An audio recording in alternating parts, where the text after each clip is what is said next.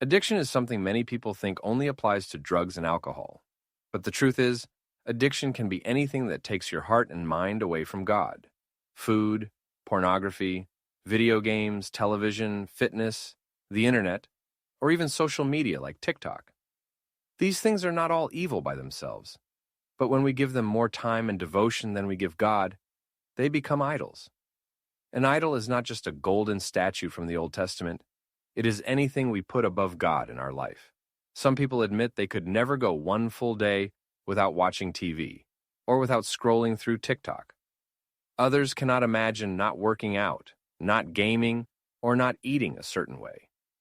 These things become addictions when they control us, when we depend on them for comfort or happiness more than we depend on God. The Bible makes it clear in Matthew 6:24, "No one can serve two masters, for either he will hate the one and love the other, or he will be devoted to the one and despise the other." If something is mastering your life, if it owns your time and your emotions, then you are no longer fully serving God. Paul writes in 1 Corinthians 6:12, "All things are lawful for me, but not all things are helpful. All things are lawful for me, but I will not be dominated by anything." Notice that last part. I will not be dominated by anything. Addiction dominates us. It chains us. It makes us a servant to something temporary and weak while keeping us from the God who gives us eternal life. Jesus said in John 8:36, "So if the Son sets you free, you will be free indeed." That's the freedom you need.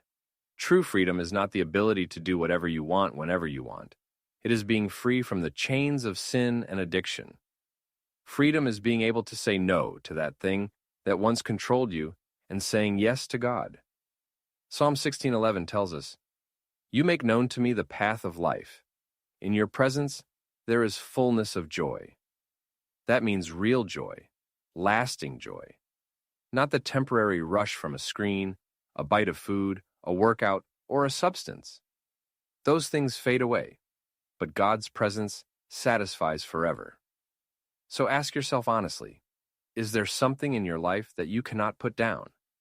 Something you think about more than God? Something you run to for comfort instead of running to Him? If the answer is yes, bring it before God in prayer. Confess it, ask Him to set you free, and lean on His strength. He is faithful.